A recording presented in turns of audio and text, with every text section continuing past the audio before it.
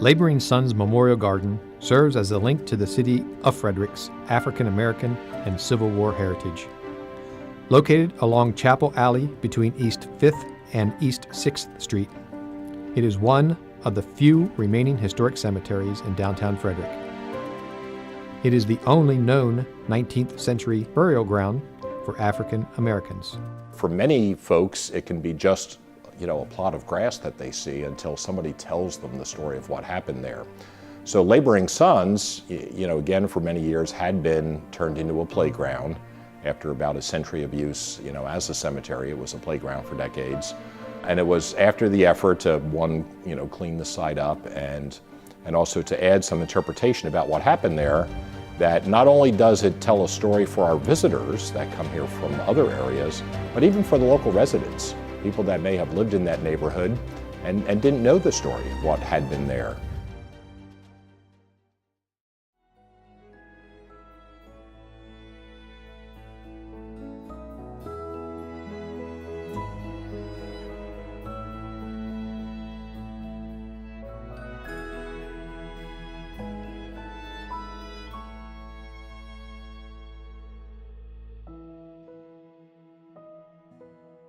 A group of enslaved and freed individuals organized the Laboring Sons Beneficial Society with the goal of establishing a cemetery of their own. In 1851, the organization purchased the 1.17-acre lot from Ezra Howe for $265.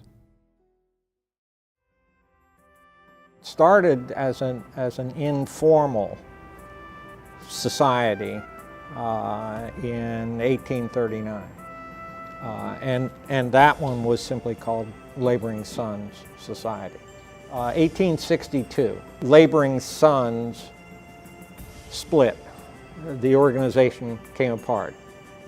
Interesting that that's 1 year into the Civil War.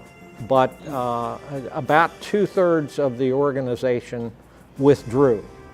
This was a fraternal organization. So we're talking about these fraternal organizations that were set up, very common in the 1800s and the early 1900s, to help members who were in need, and with the Laboring Sons group, it was also to provide decent burial.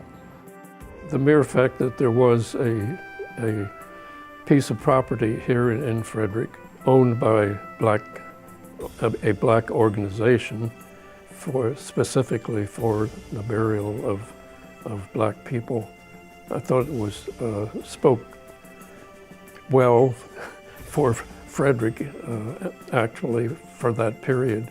At the time, All Saints Church had a burial ground on All Saints Street, and just outside the white part of the burial ground was a section devoted to black members of the congregation. And a few members of other white churches had space for black people, separate but adjacent to the white burial grounds, St. John's particularly. But it was not until the Laboring Sons organization started that there was a black-owned piece of ground where they could be buried. The area along Chapel Alley between East 5th and East 6th was a community in transition. Previously used as farmland, it was being subdivided into smaller estates and urban streets.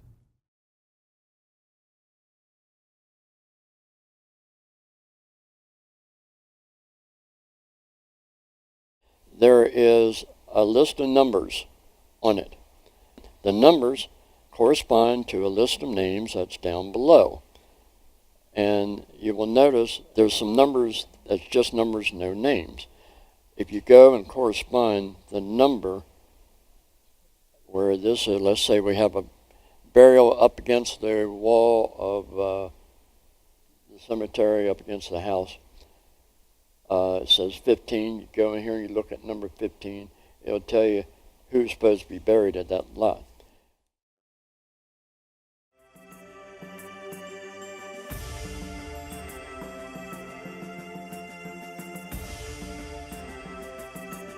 As far as I know, there are 7 that are clearly identified as United States colored troops, and there's one other who was identified in, I think, about 1890 as a veteran, and that would have to be the Civil War. So there are 6 or 7 that can be documented as far as I know.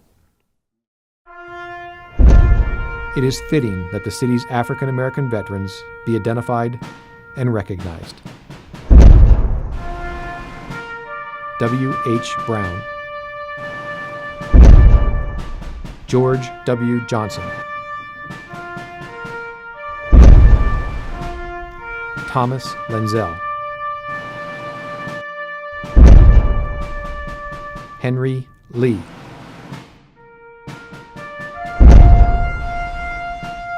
Nicholas Nicholas,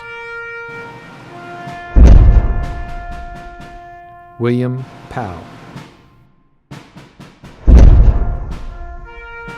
and George Williams.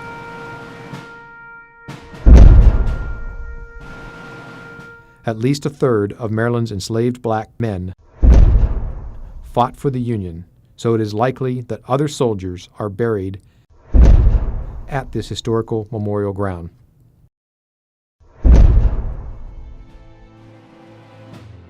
There is probably, besides Civil War veterans in there buried, there's probably veterans from the Spanish-American War buried in there as well. Because we had blacks in Frederick County fight in the Spanish-American. Researchers have uncovered an additional 284 records of individuals not yet added to the roster of persons said to be interned at Laboring Sons Memorial Cemetery, according to researchers, historians, and concerned citizens David H. Wallace, Mary Berry, and many others who have participated in keeping the memory of their loved ones and families from being treated unfairly. If you evaluate newspapers as sources, there obviously are always issues with them. Newspapers have always had particular, political events, political views, and as David said, not every dead person, black or white, always got an obituary, always got a death notice, always got a burial notice. Since my research has established, I think to everyone's satisfaction now, that in addition to the 400 plus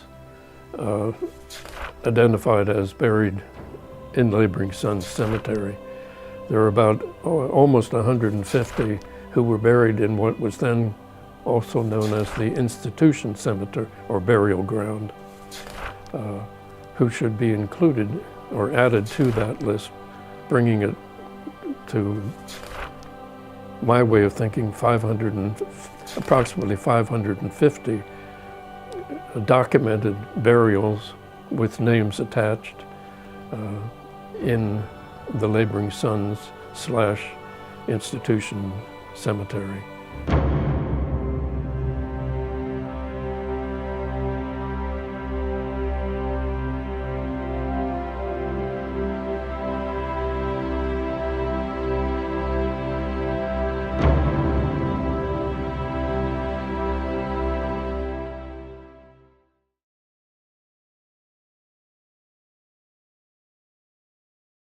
This is 1948, in September of 48, and it was a notice that appeared in the newspaper. And it says here that the Laboring Sons Cemetery will be maintained by the city as a public park and playground, as well as a cemetery to be known as the Laboring Sons Memorial Park. During 1949, the cemetery for Frederick's African Americans was bulldozed to create a park. They dug holes and dumped the tombstone, would dump a tombstone in the hole and then cover it over. And in doing so, they were digging up bones. Unfortunately, there are certain segments of society that we tend to overlook or not consider the way that we should. This was a historically black cemetery. The people in office at the time, the people in power at the time, felt that there should be a park there, and they simply ignored the fact that there were bodies buried there. That cemetery, well, it was a black cemetery, but when the city made it a park, it was a park for only white kids.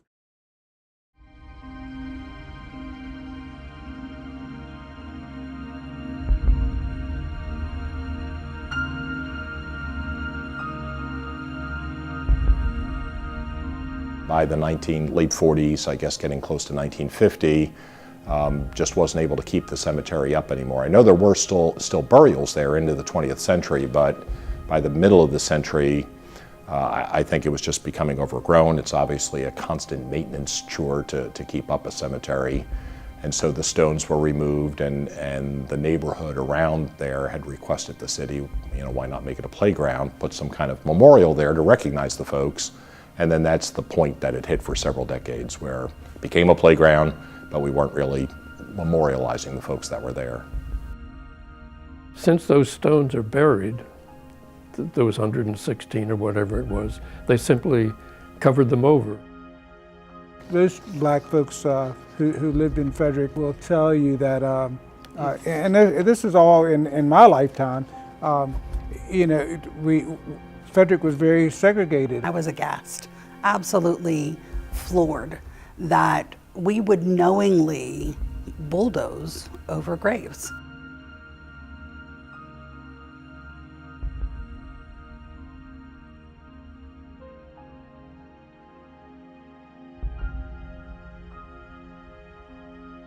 "50 years later, a concerned citizen, Martha Reynolds, wanted to rename the alley back to Laboring Sun.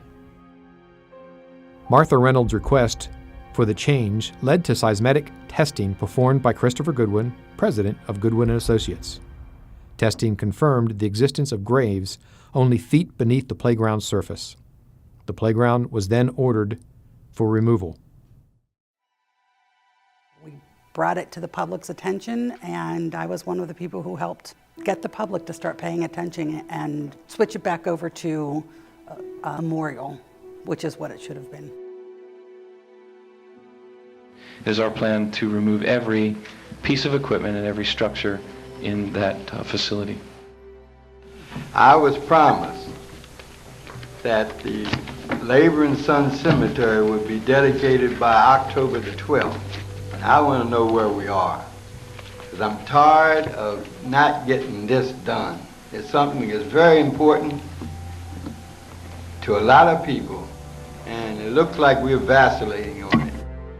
There never should have been a park where children were playing over graves. Mr. Angel introduced a request to transfer $60,000 from the CIP project for Riverside Center Park Development to a new project for Laboring Sons Park Development. Also, time is of the essence with the ordering of certain marble and other stone to be used in the Laboring Sons project in order to meet the completion date of January 15th, 2003, Martin Luther King's birthday holiday. With the removal of the playground, Mayor Jim Grimes and the city alderman corrected the error and rededicated the cemetery as a memorial park with stone, graveled walkways, and brass plaques. It wasn't until the administration of Mayor Jennifer Daughteries that the cemetery was put back on the map as Laboring Sons Memorial Park.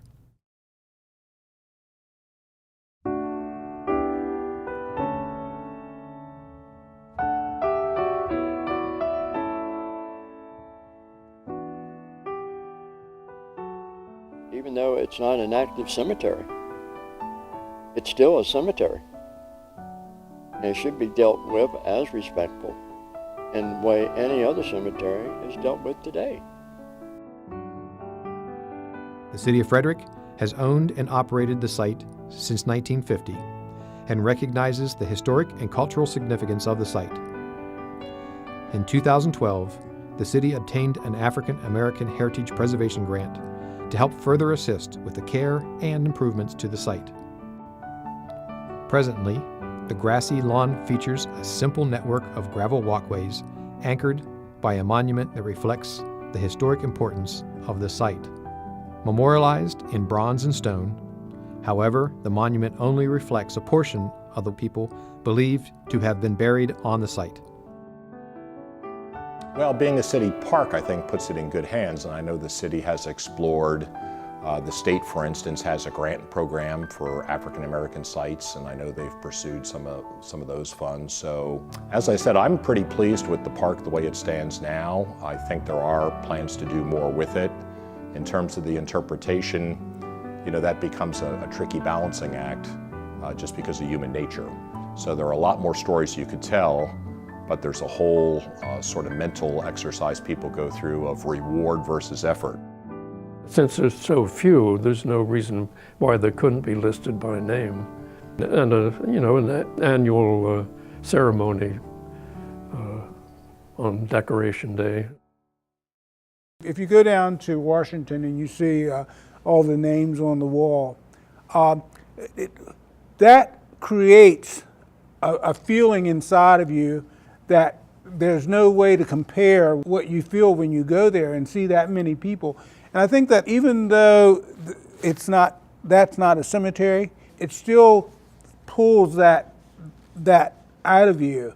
And I think that if we just get the word out, if they view it as a cemetery, not a park, that this is a cemetery that deserves the same respect that any other cemetery in the county deserves. And I think that African American history is not only important, we played a major role in making this country what it is, and if we are able to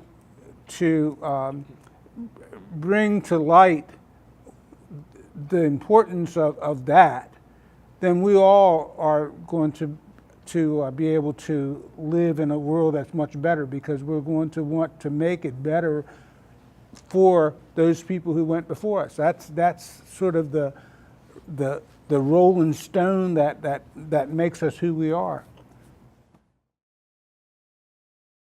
The City of Frederick would like to thank the African American Resources Cultural Heritage Society of Frederick County for its commitment to preserving and sharing the history and heritage of the African American culture. It was during the very early years of ARCH. ARCH started, I think, African American Resources, Culture, and Heritage. We've used this terminology, ARCH, but it's African American Resources, Culture, and Heritage Society started. I think was May of 2000. Was the first meeting, and it was sometime after that time. Basically, back around the time when they discovered laboring sons, then is what you're saying. Right, and they were the government, I guess, the city government or whoever named streets were looking for renaming some of the streets and naming some of the alleys. And I think at that time we got a couple of alleys named after African Americans. The dead remain with us, and we need to respect that, and I think we need to have society respect that. It seems to me it might be possible to find some of those stones, and that would help create the cemetery look that is now absent. If tombstones were visible, it may then obviously oh my gosh, that's a cemetery, who knew? And then may add a certain level of reverence. There's probably other issues involved with that as well, but you know, there always will be all sorts of issues, but that may add another kind of more sacred view of it all as compared to just being, you know, a big grass yard. Lots of people will be forgotten, black and white. We're just doing what we can to keep alive the memories of as many as possible. If we wanted to go the way it had in the past, we would only hear about white history. We had to at least start talking about black history, and hopefully once we get that information out and how important that is, then we can start tying together that yes, it all is intermingled. We as a people haven't gotten to that point yet. We need to try to move forward and make this the best that we can make it now.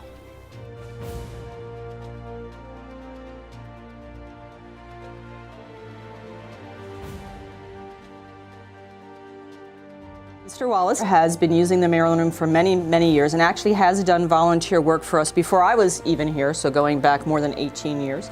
He also volunteers at the Historical Society of Frederick County and is on the Collections Management Board. Mary Mannix, I'm the Maryland Room Manager at the Seaboard Arts Public Library of Frederick County Public Libraries. John Fiesler. I'm the Executive Director of the Tourism Council of Frederick County. I'm Rick Smith. I'm a retired chemistry professor from McDaniel College, used to be Western Maryland College, taught there for 44 years. Mary V. Harris. I am a charter member of Arch, and I worked as a teacher for 32 years. My name is Larry Moore. I also go by L. Tilden Moore. That's the L. Tilden Moore part is on the books that I write. Donna Kazenchak. I'm a resident of Frederick. I've been an alderwoman for 3.5 terms. My name's David Key. I'm president of Arch